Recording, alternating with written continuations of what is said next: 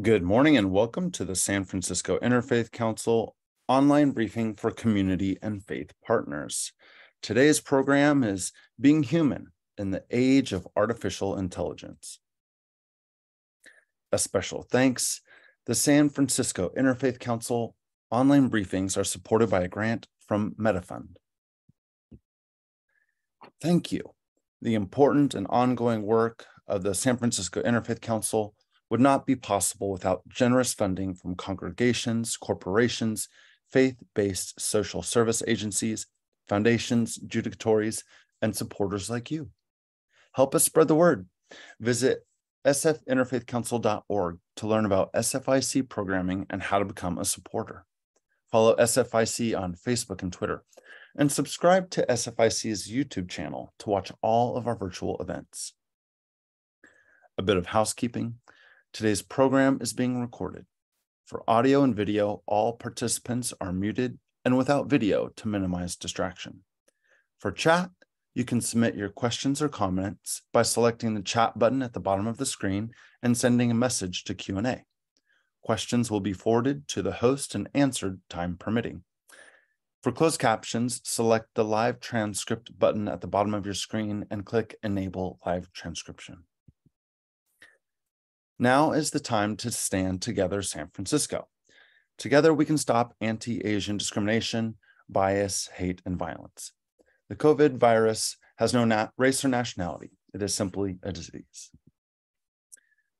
And now, at this time, we welcome the Executive Director of the San Francisco Interfaith Council, Michael Pappas. Michael, the floor is yours. Thank you, Trey. Good morning. I'm Michael Pappas, and on behalf of the San Francisco Interfaith Council, I want to welcome you to this week's online briefing for community and faith partners.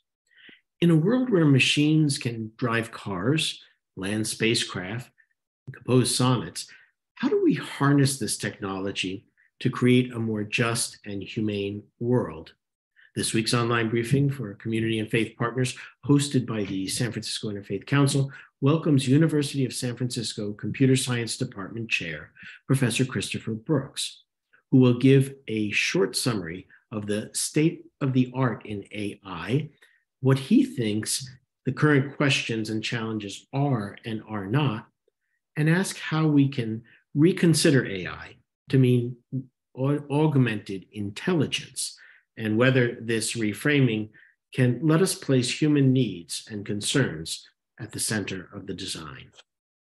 As we do at each of our briefings, I will read an interfaith statement that is read at the beginning of our programming. This is an interfaith community.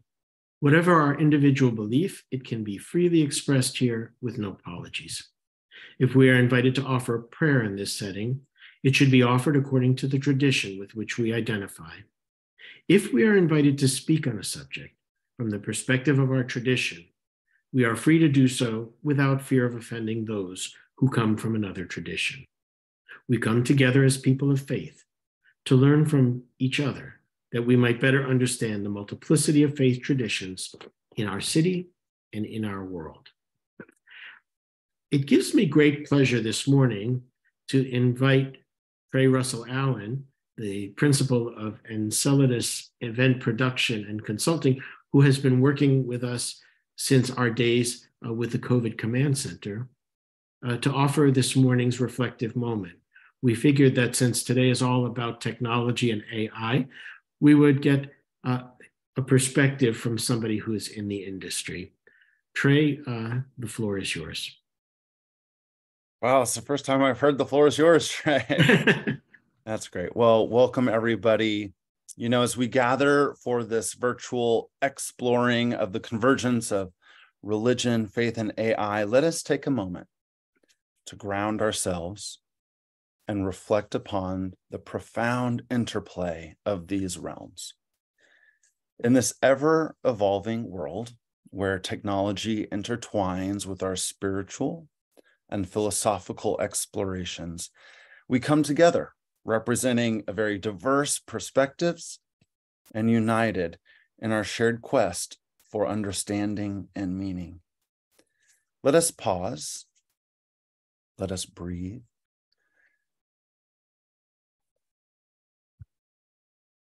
centering ourselves in this present moment, recognizing the vast tapestry of human experiences woven by individuals with varied beliefs, cultures, and perspectives. In this space of inclusivity and open-mindedness, we honor the richness of our collective journey. In this moment, let us draw inspiration from the words of Carl Sagan, the renowned scientist and science communicator, who said, "For small creatures such as we, the vastness is bearable only through love." These words invite us to contemplate the awe-inspiring grandeur of the universe and the remarkable capacity of love and connection to give our lives meaning and purpose. Regardless of our religious or philosophical backgrounds, the power of love remains a unifying force that transcends boundaries and nurtures our shared humanity. Let us hold in our hearts the intentions of this gathering to explore the intricate relationship between faith and artificial intelligence and being human, to foster dialogue and understanding, and to envision a future where these aspects of human existence coexist harmoniously. As we delve into the discussions and engage with one another, let us embrace intellectual curiosity, empathy, and respect for diverse perspectives. May our conversations be guided by a genuine desire to learn, to challenge our assumptions, and to forge connections that bridge divides. In this reflective moment, we set the intention for an enlightened and inclusive experience, where the boundaries of knowledge are pushed and new horizons of understanding are discovered. May our shared exploration be imbued with a spirit of unity, love, and a deep appreciation for the wonder of our existence. Thank you. Amen. Before I let you go, and before we introduce Dr. Brooks, you're not a theologian, are you? No, sir. I'm wondering if you could tell us a little bit about the process that you went through to compose this reflective moment, as well as the background that adorns the screen. Well, the background that I have behind me is computer generated by AI. And so, you can go onto these different platforms, and let me add you, Michael. You can go into these different platforms and you can create a prompt. And so you might say, what I said today was create an image that includes a setting sun on a horizon with clouds, including many of the colors of a sunset that focus the rays of light inward. And so that's how we came up. That's how AI used that prompt to generate this image. And so too, for our reflective moment, I asked ChatGPT to help me write the reflective moment. So, people say, well, what does ChatGPT stand for? It stands for Chat Generative Pre-trained Transformer. And it was developed by OpenAI, which is a technology company. Now, I don't want to be suggestive to any of the clergy on here that this is a way they could write their sermons, nor the fact that they might be dispensable because of Chat GPT. But, this is sort of the provocative moment that we are heading into. And so in your opening reflective moment, I want to thank you for, number one, having done this. And number two, I want to take this moment to welcome Dr. Christopher Brooks from the University of San Francisco, professor and department chair of the computer science department there. Chris, I'm very excited about this. We are on a new frontier, and I know that those who are on the line today are probably very curious, maybe a little concerned, justifiably. And so when we want to go to get the best answers we can, we go to our Jesuit sisters and brothers up at the University of San Francisco. I want to say a special thank you to Father Paul Fitzgerald for recommending you for this program. USF is an important constituency of the San Francisco Interfaith Council. In our brief time together, I'm very excited about what you have to say. And so I'm going to pass the floor over to you, and then we'll come back for some Q&A afterwards. Great. Excuse me. Well, thank you so much for having me here. It's really an honor to come and speak with you all this morning. Hopefully I can maybe shed a little light on some things. I'm not sure if I'm going to assuage your fears or enhance them or just change them a little bit, but we'll find out. What I want to do is talk to you a little bit about what AI is and is not, where it stands today, and what I see as both some of the challenges and in particular way of maybe reframing the way we think about artificial intelligence and technology a little bit to make it a little more humane and just, and to think about how it is that we can really fashion a better world and make technology work for us rather than the other way around. So I'm going to go ahead and share my screen, or I'll share my slide anyway. So again, I'm the professor and department chair at the University of San Francisco. I've been there for about 20 years. I went to the University of Michigan for grad school. If there's any Wolverines in the crowd, go blue. Again, but I've really learned a lot from being with the Jesuits for a long time. And I think you'll see a lot of what I have to say really kind of comes from that Jesuit philosophy. But I wanted to start again by just talking a little bit about where things stand today and highlight, because AI is not one thing. It's sort of a host of different technologies that are all sort of integrating and coming together at the same time. And a lot of them you may have seen around in your life. And so I thought I'd start by just talking a little bit about those. One you may not have seen, unless you've been doing a lot of interstellar travel, is the Perseverance rover. But if you're a big space nerd like me, you might know about this. It's been on Mars for a little over 3 years now, I believe. And Mars is a pretty unforgiving environment, and it's quite far away. And so if you want to explore on Mars, you can't send a human, and you can't control a robot directly with a joystick because it takes minutes to hours for light to travel back and forth. And so the Perseverance is there operating autonomously. It's collecting samples, it's making decisions about what to pursue and not pursue, how to land safely, all with very high level guidance from NASA. It's a really cool thing. And if you're a big space nerd like me, just either Google Perseverance or go to mars.nasa.gov, and you can learn all about the different AI technologies in here. But what I'll point out is that the Perseverance can't compose a prayer, but it can do a really good job of figuring out whether something is a rock or another piece of Martian landscape. So it's really designed for that particular tool, that particular job. And then we have ChatGPT, which we already heard about before. ChatGPT is one of a series of very related technologies that are what's called Gen AI. Stable Diffusion and Midjourney, which are the tools that Trey used to generate that image, work actually very similarly. What I want to say about them, and if you read the prompt here, I asked ChatGPT whether it's conscious, and it says no. What's important to know about ChatGPT and all these tools is that they were trained on massive, massive data sets. Basically, imagine you take the entire internet and you give it to ChatGPT, and you ask it to solve a simple problem, which is, given a series of words, predict the next word.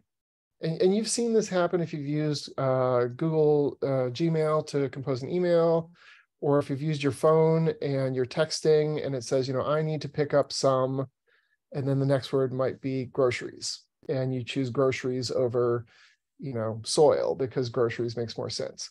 That's all it's doing, is predicting the next word. So but yet out of that, we get this amazing emergent behavior where it looks extremely intelligent.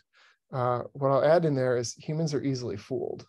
Okay, we are easily tricked by things like this. And so we ascribe consciousness and we ascribe intentionality, even though it's really just this complex statistical mechanism. But that statistical mechanism can be very effective at doing things like this.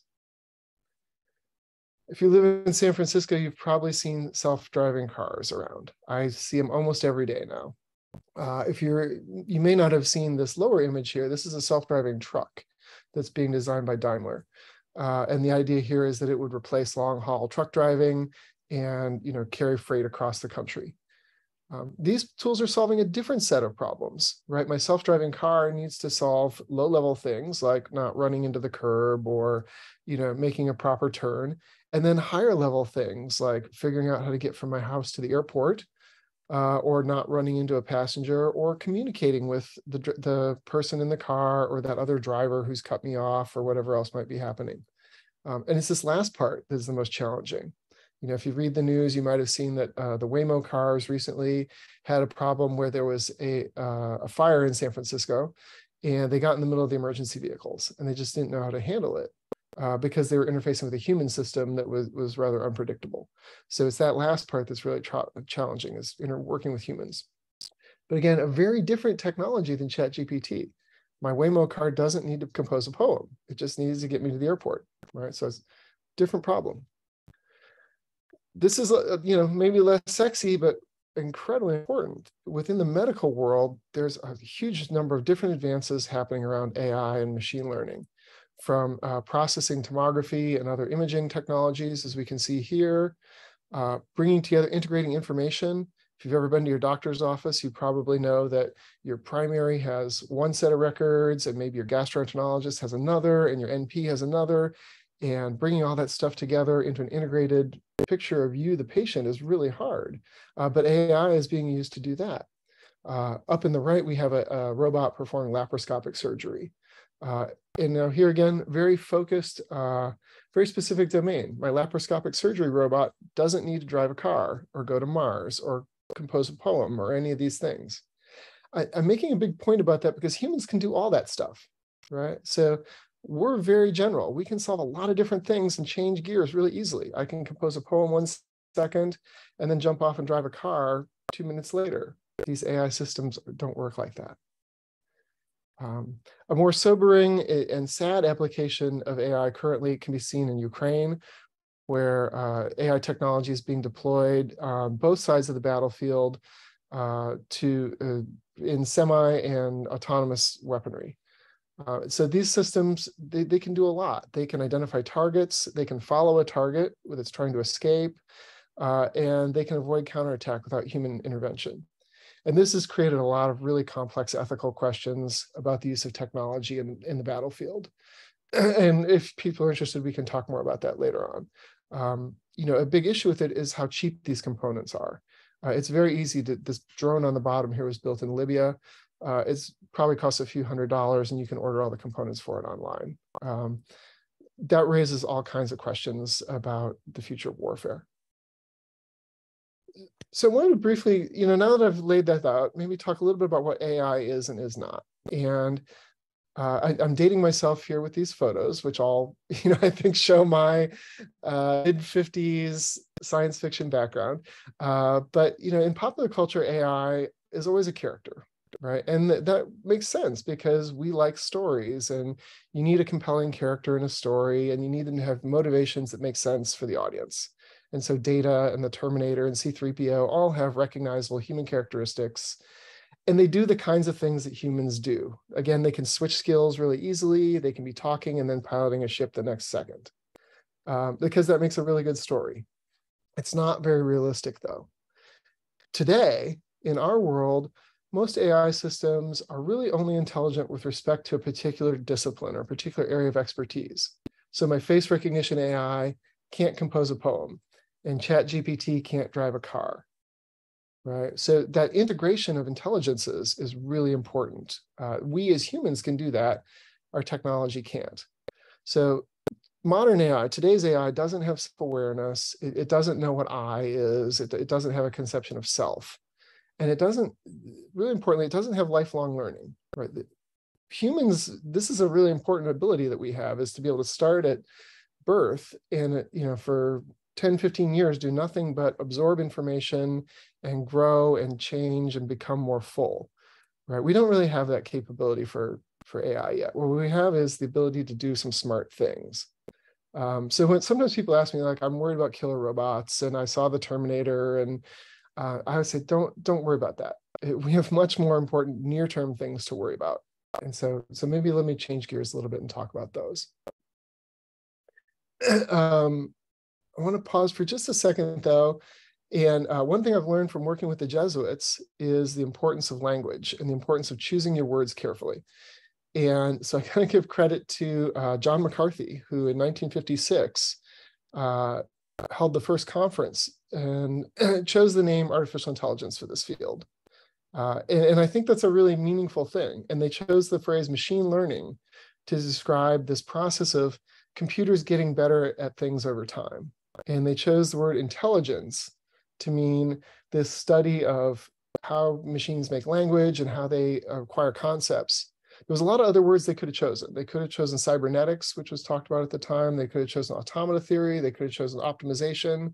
But McCarthy knew, I think, that intelligence was a word that would really capture people's imagination. And learning was a word that would really capture people's imagination, even though they mean much broader things to us in the normal context, right? We might talk about emotional intelligence or kinesthetic intelligence or aesthetic intelligence when we're talking about human experience. But when we're talking about computational experience, we're really just talking about, can the computer do something that if I saw a human do it, I would say, wow, that was kind of hard, right? So notice that that's behavioristic, right? We're not saying it thinks like a human. We're not saying anything about it having a soul or any sort of internal state. We're just talking about effects. Now, since then, we've gotten a little more sophisticated, and we've realized that you don't always want to emulate humans. Humans are really bad at a lot of things, right? We can't do math in our heads, and we have a hard time remembering things. And so maybe we want to instead augment humans, and I'll come back to that point in a little bit. When I talk with my students, I make a big point about this, and I'm a little nervous talking about this with a group of faith practitioners like yourselves that speak about wisdom and levels of knowing all the time. But when I talk about AI, we talk a lot about this idea of levels of knowing. And I really love this epigram. Data is not information. Information is not knowledge. Knowledge is not understanding. And understanding is not wisdom. I feel like it's really important to keep that clear. Now, depending on who you ask, that was either Albert Einstein or Frank Zappa or Cliff Stoll, who was an early internet pioneer. I give all three of them credit for it. They're all big inspirations to me. So what do I mean by this? Let me ground it in a medical setting. So data is not information. So data is numbers, strings, words, but by itself, it doesn't mean anything, right? In a medical setting, that might be a blood pressure reading, or it might be an X-ray or a patient chart. But without any context, it's just numbers or it's just letters. When we start to put it together and it tells us something that we didn't know before, then it becomes information. Oh, the patient's blood pressure increased. Oh, their name is Chris. I didn't know that before. Oh, there's a dark area on that shot of their lung. I should maybe look more carefully at that. Now it's telling me something I wasn't aware of. It becomes information. When we start to pull it together a little bit more high level and arrange it and talk about relationships between things, this is a subset of that, or this is a type of that, then it becomes knowledge. And this is what we spend a lot of our time in school learning, is how to arrange things together and how to conceptualize things. So in a medical setting now, I might say, okay, well, the patient is a 54-year-old female. She's got hypertension and she's experiencing indigestion. I'm grouping together different observations and relating them to each other. But I'm still not there because I don't understand yet. The map is not the territory, right? Understanding is bringing all that knowledge together, also bringing in your implicit knowledge that you might have as a result of whatever experience you've learned, and then making some inferences, drawing conclusions that you can't see explicitly. So here, oh, these symptoms are consistent with hypertension, but they're also consistent with a heart attack, and heart attack and hypertension are correlated, and the patient's age suggests heart attack. So now I'm starting to draw some inferences. I'm starting to connect different pieces of information together and apply my knowledge. But I haven't yet figured out what to do. That's wisdom. And again, this is where I'm always nervous talking to my faith colleagues about wisdom, because wisdom is such a complex idea. But within the AI world, what we mean is, the ability to make the right decision, you know what to do, apply your understanding to achieve an outcome. And so in this case, you might say, well, we should admit that patient to the hospital immediately. We should call 911, and we should probably also administer aspirin because that will help reduce blood clotting, right? So now we're taking all this information, putting it into a context, and then discerning, making some decisions about what to do and not do. So why am I telling you all this? Well, as we start to integrate AI and automated decision-making into our lives, we might feel comfortable handing over different levels of that knowledge to a computer based on the risk, based on how serious the situation is, based on our level of comfort. So in a medical setting, I'm very fine with letting a machine take my blood pressure and record the data and draw a chart. But I feel like I would like to have a human doctor in there talking about whether I should go to the ER or not. With a less risky setting, something vacuuming my house or filtering my email, I'm pretty fine with handing over that decision-making process to a computer, because if it doesn't completely vacuum the house correctly, I'll live with it. It's not such a high-risk setting.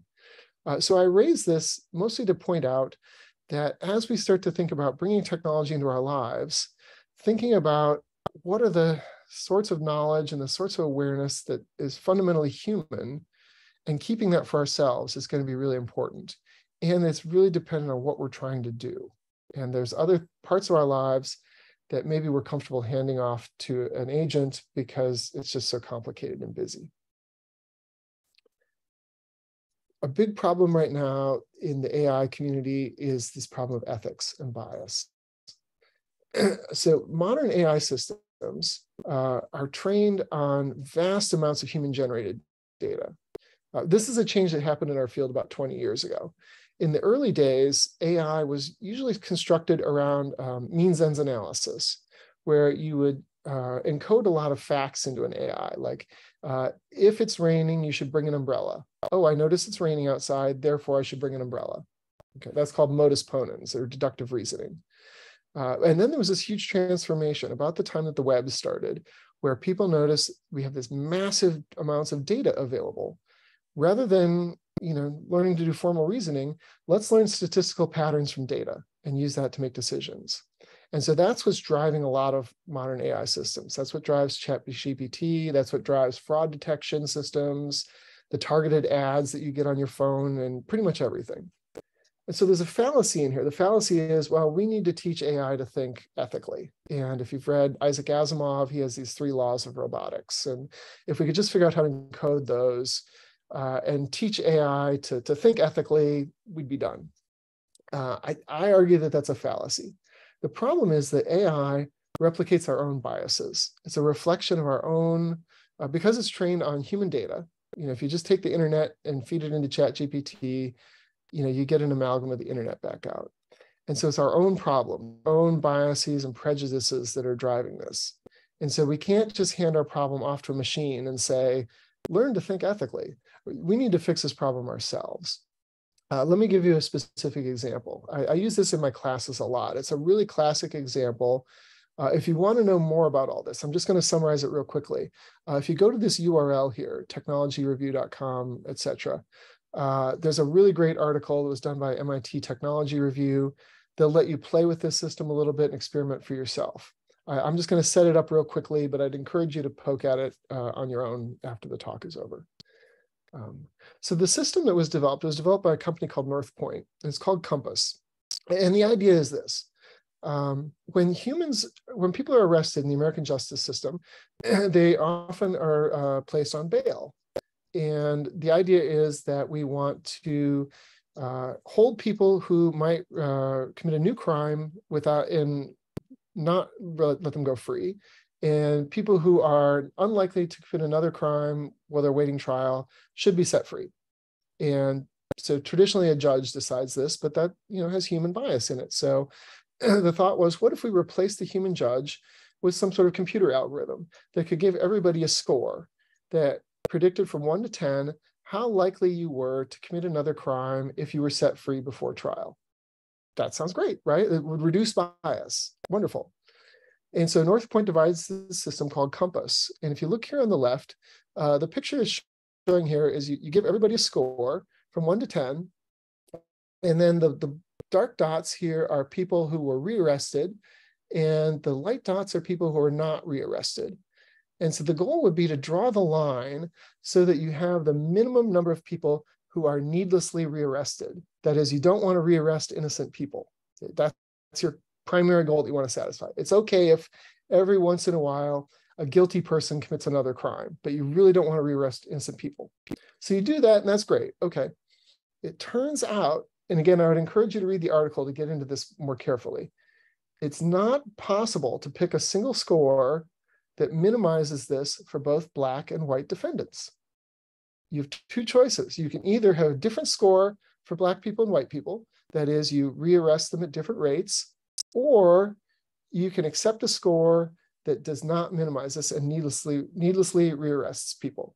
And the reason for this is really interesting. When you start to dig into it, it turns out that the North Point people, in building this model, drew on arrest data from Broward County in Miami, or right outside Miami.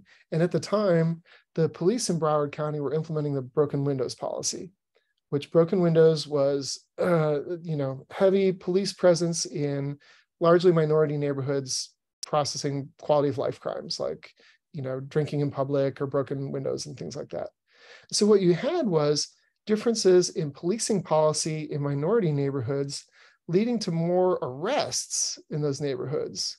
That's different than saying there's more crimes being committed in those neighborhoods. You just have more police there, and so they're more likely to see people. The take home from all this is the North Point folks started with biased data because they took data from a system that had prejudice in it. And so the AI just wound up replicating that prejudice that was already present in the policing system. It didn't have its own that it discovered, it found our bias. And so if we want to fix this, you don't fix the AI, you fix the policing system. You also do a better job of cleaning up your data. But the core problem is that we had this racist police system in practice. So how do we fix all this? So if you ask me, if you put me in charge for the day, what I would say is we need to rethink things. We need to place humans at the center of the loop. So what if, rather than thinking about AI as artificial intelligence, what if I could get in my time machine, go back to 1956, and say to John McCarthy, you know what, let's not replace humans. Let's help humans. Let's make this be augmented intelligence. What if our goal was not to replace people, but instead to ease human suffering? And so for my inspiration here, I go to noted technologist Pope Francis, and in Laudato Si, a lot of people I think of Laudato Si as being about climate change, and it is. It is very clearly a call to save the planet. But Pope Francis makes this excellent point in here that what's underlying that, what's driving this climate change is our perspective towards technology and what he calls the technocentric paradigm. And he points out, that the way we've taken up technology is this undifferentiated one-dimensional growth. Growth is always good, progress is always good, and any kind of progress is equally good. And he wisely points out that that is getting us into a lot of trouble, and that it doesn't have to be like that. We have the freedom needed to limit and direct technology, so we can put it at service of another type of progress, a healthier, more human, and more integral progress. And so I would argue that this leads us to think about what's called human-centered AI. So I'm very much into design thinking. And design thinking says you should start with your customer, start with the person being served. And so human-centered AI then would say, well, let's put the human at the center of the design process. So our goal is not to make a smart car now. Our goal is to figure out how to get more people access to transportation, right? If we're thinking about ChatGPT, our goal is not make a computer that can write a sonnet. Now, our goal is to help kids read and write better. That changes things a lot, right? By changing the question we ask, it changes the technology we developed. How will this technology make human lives easier? How will it ease suffering? Rather than how will we make money for our businesses? How will we improve efficiency? How will we ease human suffering? That forces us into a really important set of questions, I think. So where are we at today? What are our challenges and opportunities? Again, I don't think it's killer robots. I don't I'm not worried about the Terminator scenario right now. I'm very worried about democracy and disinformation. As we've seen, ChatGPT can generate extremely impressive prose. Stable Diffusion can generate very impressive images. That can be great in the sense that it can, easily translate into languages that are not widely spoken, for example. It can do automatic real-time translation from English to French, things like that. But it has the power for dangerous misuse and disinformation. I worry a lot about that. Before we got on the call, we were talking a little bit about this issue of automation. This is huge. We're at a place in time, I think, similar to when the steam engine was introduced, and you're having this potential transformation in the way work is done. A lot of jobs are going to get automated as a result of AI. That could either be a great thing that moves us towards a utopian society where we all work less and we all enjoy these benefits together, or it could move us into a dystopian setting where we have massive unemployment and all that wealth is gathered in the hands of a few. That's a social question for all of us to answer, I think. And it falls out of this question of equal access. Right now, there's probably about 12 to 15 companies on the planet that have access to the resources needed to do something like ChatGPT. And they're almost all private corporations. And whether or not you're pro-corporation, I would argue that it's a problem to have only corporations setting the research agenda, because they're very much focused on short-term needs, right? They're quarterly profits, yearly earnings. They're not really thinking on this 10, 20, 50-year time frame that we need somebody in this program to be thinking about. And so this is where I would look to all of you as faith leaders and look to myself as a teacher to have that bigger perspective about what are the long-term needs for humanity and how can we really harness this technology, not just to make money, not just to create the new game on our phone, but really address the problems of making a more humane and just world. Addressing poverty, addressing climate change, addressing hunger, addressing racism, the real things that we need to be solving here. I often tell my students, we don't need another Candy Crush app on our phone, but 1 billion people on the planet really need clean water. And so we should be focusing AI there. So my takeaways for you, again, thank you for taking the time to listen to this. If there's just a couple things that you're going to tell your friends about later. First off, we're living in this time of rapid technology change. I have a 14-year-old son who's grown up his entire life with the internet and a cell phone and access to every piece of information that's ever been created at his fingertips. I never had that when I was a kid. That's a radical change. And we need to take the time to focus this change, focus it towards real human need, and not mindless consumerism, not this idea of undifferentiated progress. We need to be able to slow down, take a breath, and think more carefully about where this is all leading us and where we want to go, and who we want to be. And so that means putting humans at the center and thinking about a world that's not driven by corporations and not driven by profit and status and image, but instead by deeper things, by love, like Trey was saying, by community and connection, and harnessing this technology to enhance that, not to replace it and isolate and atomize us. But so the good news, I think, is these are all problems we've been facing all along throughout our civilization. They're all the same human stuff we've been grappling with. How do we deal with hate? How do we deal with isolation and distrust and fear? And it's the same solutions that we've had all along, I think, which is love and connection and faith and bringing each other together. So with that, I'm going to go ahead and stop. And thank you once again for giving me the opportunity to come and talk to you. And if folks have any questions, I'd be really happy to talk. Chris, this presentation has exceeded expectations, and I suspect it was not created by AI.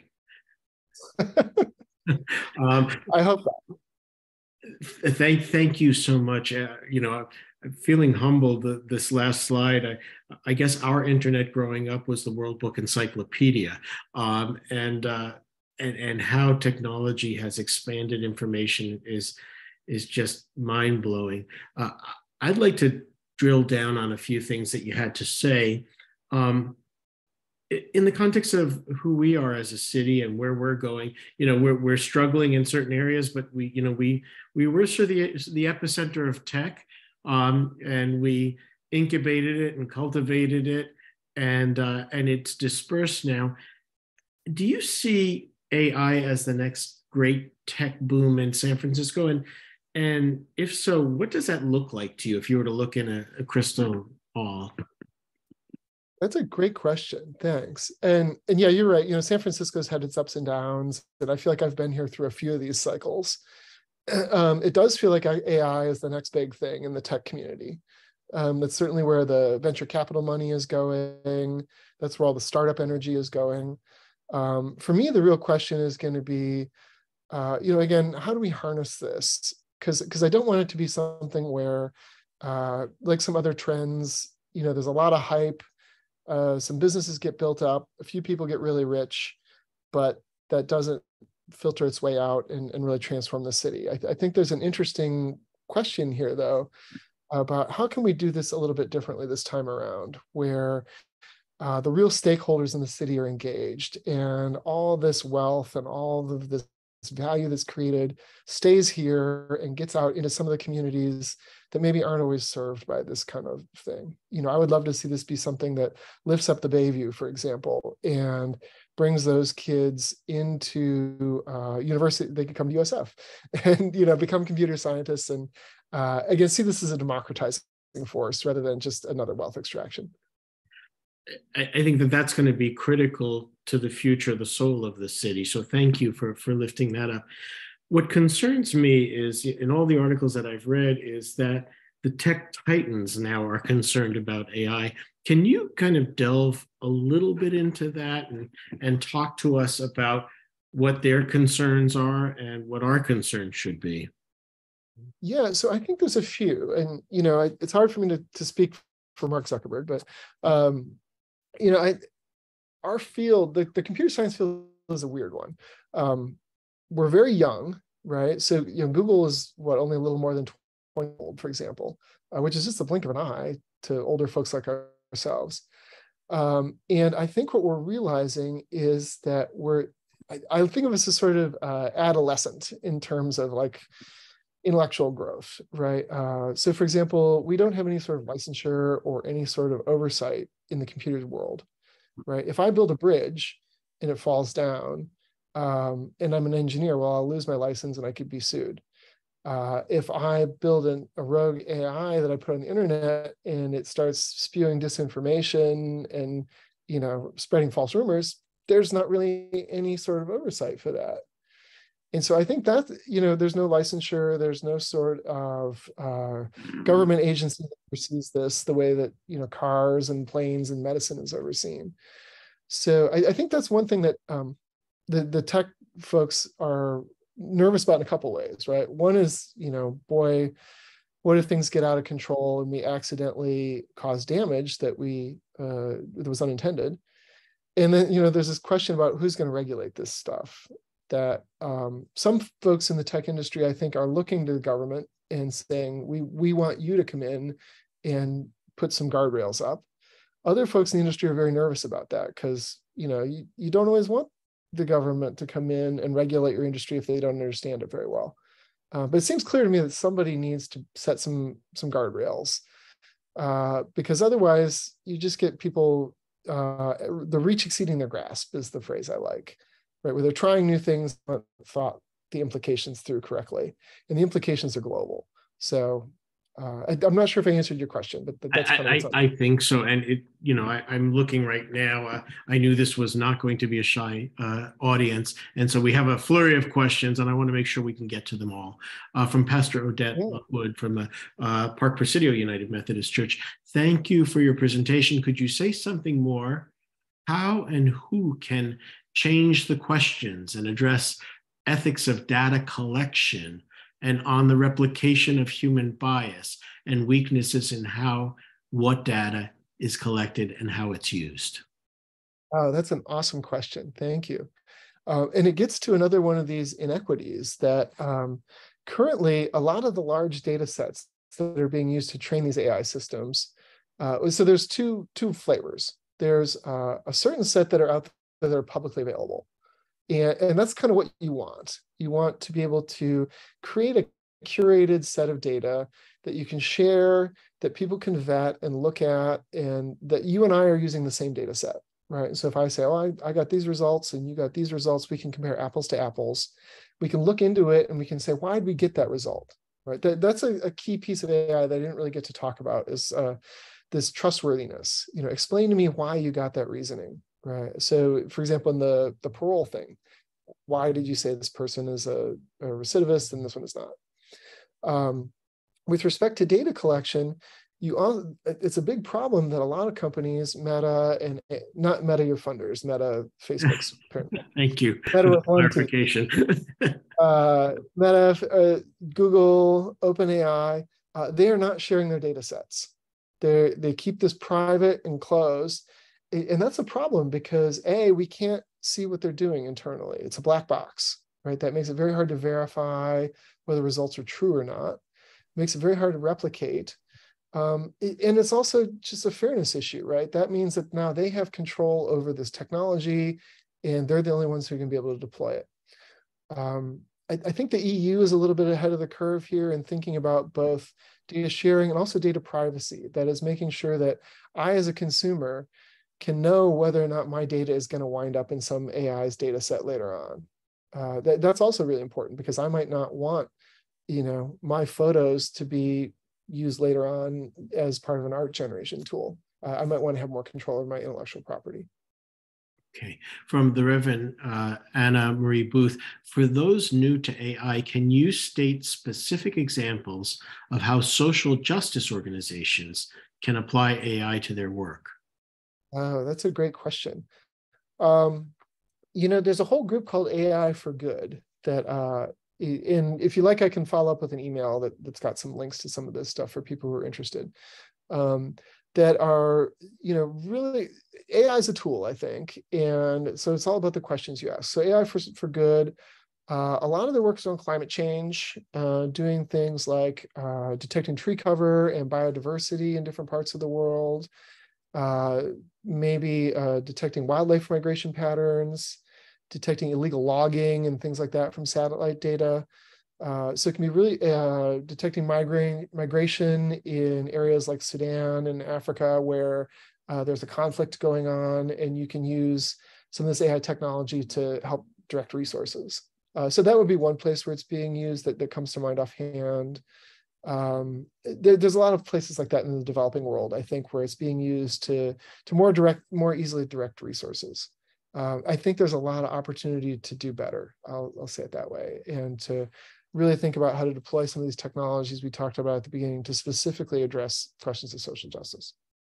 I wish the chat in this Zoom call was a little more advanced because I only have first names. So I will say from Scott, what role does government have in looking long-term as it relates to the use of AI as a potential alternative to the more short-term view by corporations?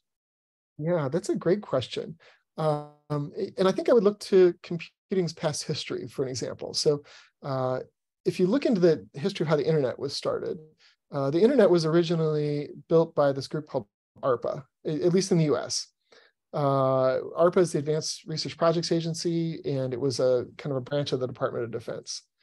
And, I'm not a big fan of the Department of Defense, but I like the idea that it was formed as this sort of government research hybrid, right? So you had a lot of large research agencies, and then you had a government agency that didn't really have a short-term mandate. It was given this, high visionary, futuristic, spend this money to do things that will affect us 10 or 20 years down the line charge. And out of that, you got the internet, which is a system that's very interoperable, right? Anybody can connect onto it, regardless of what kind of computer you have, regardless of where you are in the world. It didn't have to be that way, right? It could have been a proprietary closed system, but it's not. And it works because it's not. That was because there was some long-term thinking happening that wasn't just about making money right away or meeting this year's budget goals. So I would love to see kind of a peace version of ARPA that brought together faith leaders, brought together nonprofits, and maybe left the corporations on the sideline a little bit They can come and advise, but they don't get the prime seat at the table to really start by articulating, like, what are the problems we need to solve in the next 20 years? And their hunger, their climate change, their poverty, racism, mass migration. Okay, now how do we deploy technology to solve those problems? But let the governmental agencies and let the nonprofits really drive that conversation. Thank you for that answer. I might be dating myself, but I was under the impression that Al Gore invented the internet. So this is very helpful clarification. From Deborah, how can we stop the competitive imperative in corporations from driving the future of AI instead of human need, like all the layoffs because they need to do them to appear competitive? Yeah, that is a great question. And yeah, those layoffs, that's all about short-term growth, right? It amazes me because it's all just fire engineers this quarter to lower your payroll and then rehire them again in 6 months. It's all just a shell game.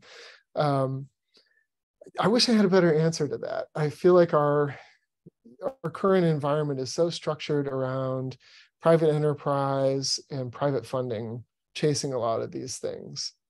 I think maybe it's up to people like me in universities to figure out how to have that dialogue in a different place and how to educate students outside of that and get them, engaging with some of these questions. And I will say that's one thing I've learned being a professor for a long time is young people will come in and they don't have the same sorts of preconceptions and the same sorts of predetermined ways of seeing the world. And so they'll say, well, why can't it be this third way that we've never thought of before? Why can't it be a B Corp? Or why can't it be some other new way of thinking about it? So I'll take the responsibility for myself and say, we've got to educate young people to figure out the new solutions. Before we go to the next question, since you did raise the fact that you are on campus, can we talk about intellectual integrity in terms of in the academic setting for professors, publish or perish, students writing papers? What is okay and what's not? Yeah, that's a great question. And I think we're still figuring this out. I'm co-teaching a workshop this fall. I'm facilitating, I should say. I don't think I'm going to teach anything, with a rhetoric professor at USF about ChatGPT. And we're specifically looking at how students can use ChatGPT, not to cheat. And honestly, I'm not that interested in detecting cheating. I'm more interested in how this can be used as a tool to help people. I kind of feel like it's here to stay. And just like, Photoshop was here to stay 20 years ago, and that changed the way that we edit our pictures, right? Or the word processor was here 40 years ago, and everybody quit using a typewriter. ChatGPT is here, and it's going to be a tool that folks are going to use just like Trey did to generate some text, and then they're going to go in and edit it and massage it and integrate it together. So to me, the new skill set is how do you use that? Again, I'm a little bit of an outlier sometimes when it comes to cheating. I feel like cheating in college is like cheating at solitaire, not cheating at poker, right? You're only hurting yourself, right? Is the way I say it to my students. And I spend a lot of time talking about internal motivation and trying to construct assignments such that you shouldn't want to cheat, because the whole point is to learn the thing. And the whole point is to produce the artifact, and asking ChatGPT to do it would just be outside you wouldn't even bother. But that comes back to me. And if I just say, write a 200-word essay about Socrates, that's not good enough. I need to do better. And I need to instead create a learning environment where you want to engage with this question about Socrates and create an essay. And then maybe ChatGPT helps you with the grammar or helps you generate some ideas. But you're doing it because it makes you smarter, not because you got to get a grade. So it's a transformation of the educational system, in some ways back to what it used to be, away from this sort of industrial churn students through, and more Jesuit, more about connecting with people, forming them, and helping them be better humans. I'm glad I waited to ask my friend Nancy Sheftel-Gomes question, because it's a perfect follow-up to this. she's from Congregation Cherith Israel. What about some requirement to identify information as AI generated? Like a footnote. Yeah, I think something like that is going to be really important. I worry about that a lot with news articles. Again, this is going to amplify stuff that's already here, right? There's so much disinformation on social media. That's going to become a bigger problem. And so, people are trying to generate tools to detect AI generated images and text, but that's going to be sort of an arms race too, I think. So I would love to see some sort of way for, and it might be a voluntary thing where you just ask people, like, please indicate that this was generated with AI, or some tools. OpenAI has been talking about putting what's called watermarking in their text, where it would look like a watermark in a picture. It would be indistinguishable to the human, but you could run a computer over it and it would say, oh, I think this is computer generated because the word "and" occurs more frequently than it would in human generated text, things like that. So we'll see, but I think that sort of veracity is going to be a really important thing going forward. I was really intrigued by what you called hidden bias. And I'd like to drill down. I don't know if you know this, but several years ago, when the Black Lives Matter movement emerged, there was a collaborative session at the University of San Francisco with the Department of Diversity, the San Francisco Interfaith Council, and the San Francisco Human Rights Commission. And we were trying to challenge the sincerity, maybe, and also take a look at the role of faith leaders in today's civil rights movement. And so we had a training for faith leaders on what we called implicit bias. Okay, and we used the exact same training that the city had law enforcement use. It was a fascinating and an uncomfortable day, okay, as you can imagine. But I'm wondering if you could just talk a little bit about how systems can produce race, prejudice, bias behavior, and how we might train those in today's era who have this power to be conscious of it. Yeah, that's a great question, and I said there's like a 5-hour answer to that, okay. Which I'll spare you.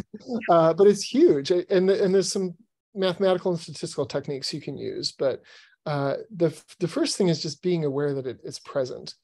Another example that's often used when folks talk about hidden bias, because it usually comes about as somebody trying to do good and inadvertently doing bad. So Amazon set up a system a few years ago where they thought they were getting so many applications, and they thought, let's write a simple AI system to detect, to filter CVs, and that way we'll filter out some of the people who obviously aren't qualified. And they thought, oh, this is fine. And you know what? We employ a ton of people. So let's take our current employees who we've already, who's good and bad because we evaluate them all the time. And we'll look at them, we'll run their CVs through this system, and that'll tell us who's the good performers and who's the bad performers. And then we'll be able to look at it. And you know what? Okay, we know that bias exists. So we're going to strike out race and we're going to strike out gender. Okay, so good. Everything will be totally anonymized, right? Well, it turns out that what happened was they wound up selecting for physics and computer science majors who tended to be really good performers at Amazon. But physics and computer science majors are predominantly male.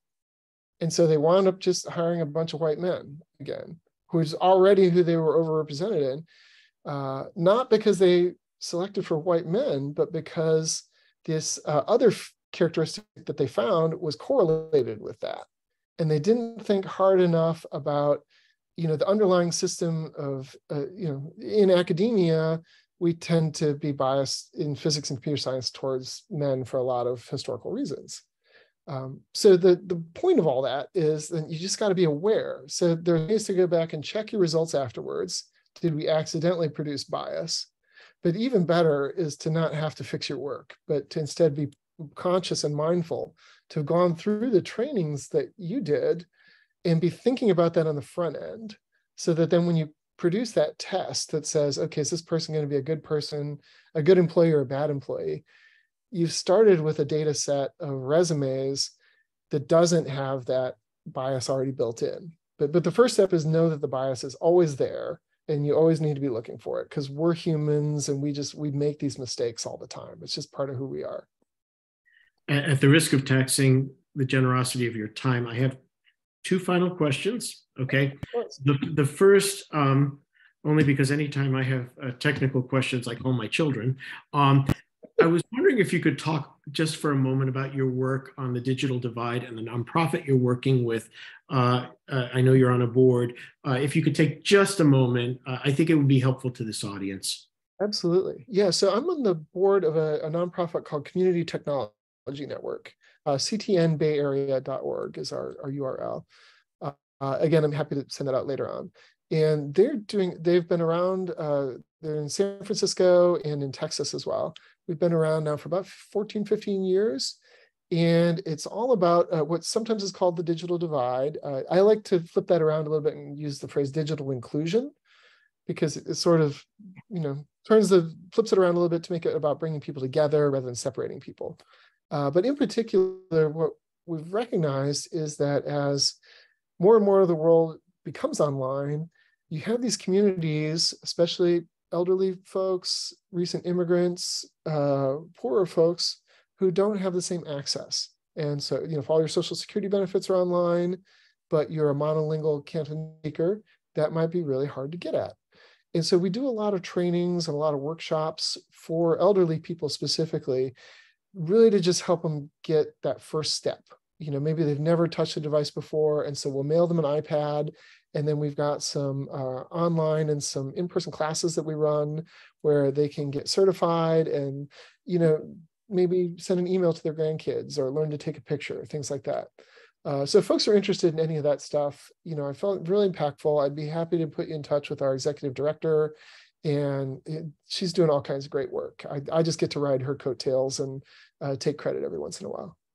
By day's end, just a reminder to our attendees today, this presentation downloaded onto YouTube, as well as Chris's slide deck, and any links that he has will be sent to you all. So that will be done in almost real time. I guess as a final question, our administrative program associate sent me early this morning an Examiner article that appeared yesterday in highlighting a Father Brendan McGuire, who left the world of tech after decades and is now the priest at St. Simon's in Los Altos, another good Jesuit who comes from Santa Clara. And he is actually working with the Vatican on developing policy. You're at an academic institution, another Jesuit institution, that's going to really kind of impact the lives of these students that are going through there, as well as the faculty and administrators. If you were to give some sort of guidance to those in faith communities, how they can work with their judicatory heads, what would it be on this issue? Yeah, that's a great question. I think it's really, keep that dialogue front and center, that this needs to be human-centered. Again, like Pope Francis has been very upfront and been a great leader in this. And I would say amplify that message that, there's a social change that needs to happen that's bigger than AI, that we need to not get so wrapped up in, the newest thing and the latest phone or the newest progress or whatever. And instead, spend a little more energy on what I would call framing the problem more carefully and thinking deeply about why it is that you need to do particular things, right? So that's what I feel like our mission is at USF, is forming students that can really think deeply about the real needs of the world. And, then the problems, the solutions fall out of those. And so I think the church and all the churches are in a really great place to have that conversation. And that's what I love about being at USF. When I was at a public university, it was hard to have that conversation about values sometimes. But at USF, it's front and center with who we are. And so have that conversation about who we are and who we want to be, and don't shy away from it, and then that, I think, will drive a lot of this other stuff. So don't be shy, and don't be afraid to just lean into our values. Chris, can't thank you enough. I told you in the waiting room beforehand, I suspect that some of our attendees and others are going to call upon you. You can't be in the witness protection program anymore. Yeah. We thank you, because this is an emerging issue that our faith leaders are going to have to help navigate their faithful, and thank you for at least opening our mind to this. We also want to thank Trey for his innovative, reflective moment, and certainly to Cynthia Zambucas, our program administrative associate, for all the work that she's done to help get this information out. We invite you to join us next Thursday, July 6th at 8:30, when we will address how communities of faith and religious institutions may be better stewards of the environment by greening their facilities. With that, this brings to a close today's programming. We look forward to seeing you next week. God bless and God keep you.